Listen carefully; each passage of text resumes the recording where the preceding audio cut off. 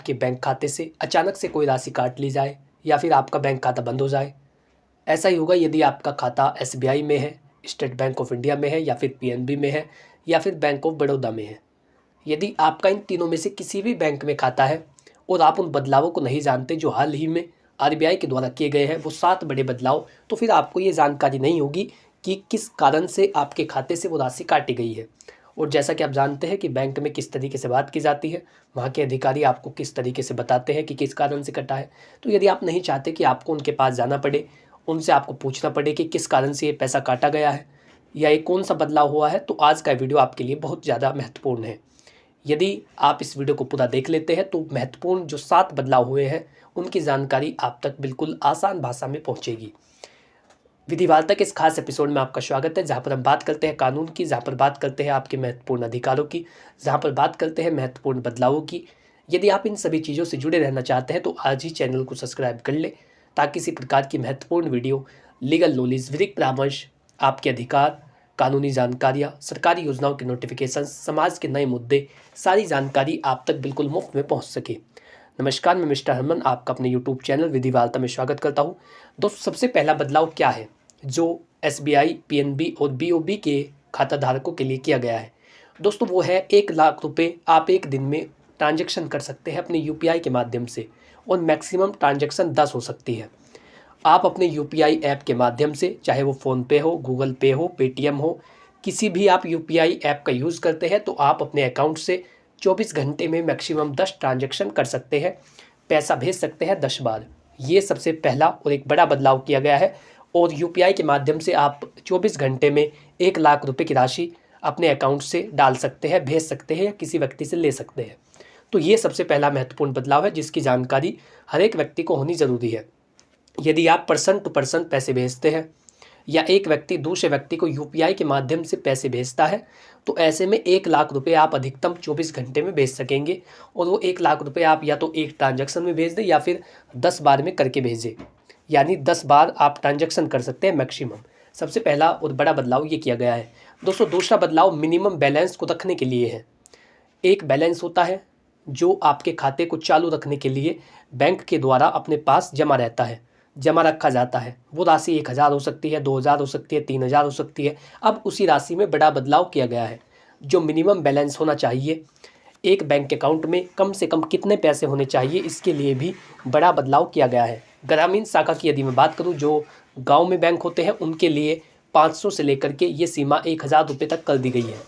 यदि आपका bank account ग्राम शाखा में है या गांव में आपका बैंक है, तो ऐसे में आपको 1000 रुपये की राशि हर वक्त अपने बैंक खाते में रखनी होगी।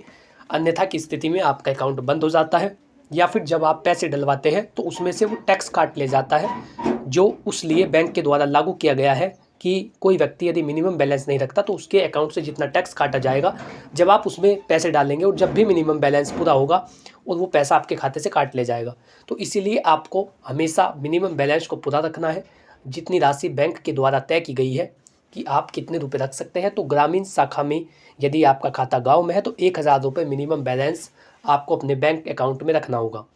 दूसरी बात की यदि मैं बात करूं तो वो है शहर की शाखा। यदि आपका खाता, आपका बैंक शहर में आता है या फिर आपका जो बैंक अकाउंट है वो शहरी शाखा में है, शहर के अंदर है आपका बैंक, तो ऐसे में 3000 से बढ़ा करके 5000 रुपये इसकी राशि कर दी गई है। मिनिमम बैलेंस आपको 5000 रुपये रखना होगा। दोस्तों, दूसरा बड़ा बदलाव यही है कि मिनिमम बैलेंस आपको हर समय रखना होगा। यदि आप ऐसा नहीं रखते तो फिर जो उसकी राशि है वो काट ली जाएगी जब भी आप उसमें पैसा जमा करेंगे। तीसरे और बड़े बदलाव की यदि मैं बात करूं तो वह है ईएमआई ना भरने पर। यदि आप किस्त को समय पर नहीं भरते हैं, आपने बैंक से कोई ऋण ले रखा है, आप उसकी किस्त को समय पर अदा नहीं कर रहे हैं, जितनी तारीख नियत थी आपने उस तिथि को वो राशि जमा नहीं की है, तो ऐसे में 240 रुपये का जुर्माना आप पर लगाया जाएगा, पेनल्टी काट ली जाएगी। तो अपनी ईएमआई को हमेशा समय पर भरें। जो तारीख नियत की गई है, जितनी तारीख को आपको किस्त को जमा करना है, आप उसको जमा करें। यदि किसी कारण से आप किस्त को जमा नहीं कर पा रहे हैं तो उसका कारण बैंक को बताएं और बैंक को उसका रीज़न दे कि आप कब तक उसे जमा करेंगे या क्या स्थिति है, किस कारण से आप जमा नहीं कर पा रहे हैं। तो इस बात का भी आपको ख्याल रखना है कि आप ईएमआई को समय पर दें, अन्यथा आपके खाते से 240 रुपये पेनल्टी काट ली जाएगी। दोस्तों, चौथा और बड़ा बदलाव है केवाईसी अपडेट ना होने पर खाता फ्रीज किया जाना। और फ्रीज होने का अर्थ होता है कि आप उससे पैसा नहीं निकाल सकते। यदि आपकी केवाईसी अधूरी है, आपका जो आधार कार्ड है वो बैंक से लिंक नहीं है, आपका पैन कार्ड बैंक से लिंक नहीं है, आपका मोबाइल नंबर लिंक नहीं है, यानी आपकी केवाईसी अधूरी है। नो योर कस्टमर, बैंक अपने ग्राहक को नहीं जान रहा है, आपकी केवाईसी अधूरी है, आपने उसे पूरी नहीं कराई है, तो ऐसे में आपका खाता फ्रीज हो सकता है। तो यदि आप ऐसे से बचना चाहते हैं, फ्रीज होने से बचाना चाहते हैं, तो आपको अपनी केवाईसी अपडेट रखनी होगी। आपका जो आधार कार्ड है, पैन कार्ड है, वो बैंक खाते से लिंक हो, उनमें मोबाइल नंबर लगा हुआ हो। तो केवाईसी महत्वपूर्ण रखना भी, केवाईसी को अपडेट रखना भी एक महत्वपूर्ण बदलाव है।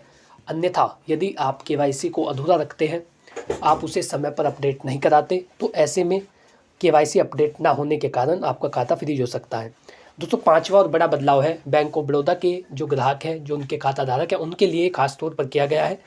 यदि आप 5 लाख रुपए से अधिक का चेक किसी व्यक्ति के नाम देते हैं, यानी आप 5 लाख रुपए से अधिक का चेक जारी करते हैं अपनी चेकबुक के द्वारा, तो उसकी जानकारी पहले आपको बैंक को देनी होगी। यदि वो 5 लाख से नीचे का है तो वो चल जाएगा, आप कभी भी उस चेक को दे सकते हैं। लेकिन यदि 5 लाख रुपए का चेक है या उससे अधिक का है तो उसकी जानकारी पहले से आपको बैंक को देनी होगी। ये भी बड़ा बदलाव किया गया है। दोस्तों, छठा बदलाव है 3 बार आप एटीएम से फ्री में पैसा निकाल सकते हैं। 1 महीने में 3 बार आप अपने एटीएम का यूज़ बिल्कुल फ्री में कर सकते हैं। यदि आप 3 बार से अधिक पैसा निकालते हैं, 1 महीने में 3 बार से अधिक आप एटीएम का प्रयोग करते हैं, तो ऐसे में 20 रुपये पर ट्रांजैक्शन उसका जो चार्ज है वो काटा जाएगा। यदि 3 बार आपने ट्रांजैक्शन की तो वो फ्री होगी। यदि आप चौथी बार पैसे निकालते हैं 1 महीने में अपने एटीएम के द्वारा, तो उस पर 20 रुपये एक बार में काटे जाएंगे। आप दूसरी बार निकालते हैं तो दूसरी बार भी 20 रुपये काटे जाएंगे। ये पांचवा और एक महत्वपूर्ण बदलाव किया गया है। 207वां और एक बड़ा बदलाव है एटीएम रिन्यूअल कराने पर।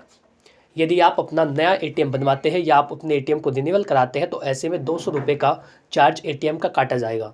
ये 7वां और बड़ा बदलाव है। तो सातों बदलाव आपको जान लेने महत्वपूर्ण थे जो इस वीडियो में आपने जाने। यदि आपको वीडियो अच्छा लगा है तो वीडियो को लाइक करें, चैनल को सब्सक्राइब कर ले और अपने परिचित व्यक्तियों तक, अपने दोस्तों तक इस वीडियो को शेयर करें जिनका भी खाता एसबीआई में हो, पीएनबी में हो या फिर बैंक ऑफ बड़ौदा में हो। तो आपको ये जानकारी कैसी लगी कमेंट बॉक्स में ज़रूर बताइएगा और मिलते हैं अगली वीडियो में। तब तक के लिए धन्यवाद।